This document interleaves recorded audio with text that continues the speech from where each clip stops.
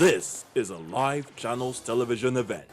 I think we should start by congratulating His Excellency President Goodluck Ebele Jonathan, whose leadership has provided us with the right enabling environment for the enormous work that has been done successfully to implement the reforms in the power sector.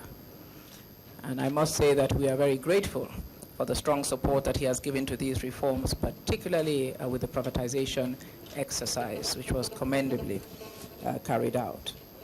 As you may all know, the problem of inadequate gas supply is one that has been ongoing for almost 20 years or more in the country, and it was inherited by this administration. Since then, or since we came in, various interventions have been put in place to bridge the supply challenge. And although gas supply has grown significantly in the last 2 years to about 1,500 million scuffs per day, demand growth continues to outpace supply both in the power and non-power sectors. And this mismatch has created a short-term gas supply crisis. So whilst the medium-term gas supply projections from late 2015 are significantly better, the immediate focus that we have now is in addressing the short-term challenges, particularly as they affect the power sector. Currently, as you may all know, approximately 750 million scuffs per day of gas are supplied to the power sector, which results in an aggregate generating capacity of about 4,000 megawatts. However, various outages have reduced the actual availability of this power.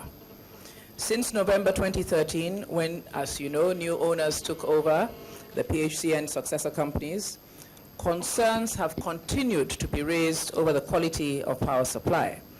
And one of these concerns is clearly the lack of inadequate or adequate infrastructure which is needed for sufficient gas supply to the power plants. So having identified the gap between the availability of gas and the actual delivery to the end consumer, we have been working tirelessly to bring about a robust and sustainable solution to this all-critical issue. Had there been sufficient gas supply in Nigeria, current generation capacity would in fact have crossed the 6,000 megawatt target by today. In view of all this, the Ministry of Petroleum Resources, the Ministry of Power, Central Bank of Nigeria, the Nigerian Electricity Regulatory Commission, and the NNPC have been working together assiduously to find a collective, lasting solution. Collectively, we have developed additional interventions that will address outstanding issues around gas pricing, fast-tracking additional gas supply development, particularly in the short term. It is expected that barring unforeseen developments, these interventions will add at least 370 million scuffs per day of gas and will assure a generation capacity of at least 5,000 megawatts within the next 4 to 5 months. And that is what we are calling the short term, or the very short term in this particular case. Highlights of the interventions are as follows. A review of gas pricing is now being implemented to further reflect market value, and that is happening as we speak. The Ministry of Petroleum Resources and NERC are in ongoing deliberations to finalize work to ensure that the pricing mechanism of gas to power will reflect market value. In the short term, it is anticipated that this will quickly boost our gas supply and in turn our power output. In the medium to long term, this new price regime should trigger additional investment in the infrastructure that is sorely needed for gas to power.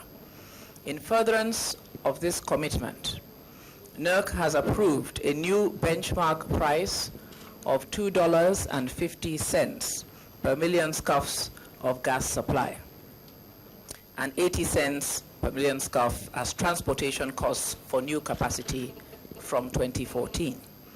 And this benchmark will rise, of course, with United States inflation annually. In addition to the new price, NERC will require firm commitments from gas suppliers that they will supply the agreed quantities of gas to generation companies as long as payment terms are met. NERC is presently concluding the review of the aggregate technical, commercial, and collection losses studies submitted by the distribution companies. This will be followed up by a review of the revenue requirement for the power sector that is to be covered by a revised MITO, which is a multi-year tariff order path. While the detailed tariff is being worked out, NERC reaffirms its commitment to ensure cost recovery for all prudent and efficient operators. To give confidence to stakeholders in the gas sector regarding the willingness of the power sector to settle its outstanding debts for gas, the Central Bank of Nigeria will support initiatives to clear up the most recent gas-related debts of the power sector. Specifically, the Central Bank of Nigeria is looking at banking sector-led measures to pay off 25 billion naira of debts owed to gas suppliers at this time. This will be subject, of course, to reconciliation efforts and to adequate provision for this support in a revised MITO that ensures repayment within 5 years. The central bank will also play a key role in financial arrangements that will guarantee payments for gas supply by the power sector. In addition to the review in pricing and debt payment, the Ministry of Petroleum Resources is now focusing in a targeted manner on a number of gas supply projects that will help cushion the effect of supply shortage in the short term. These projects are now at various stages of maturation and will all conclude before the end of this year, adding at least 370 million scuffs a day of supply.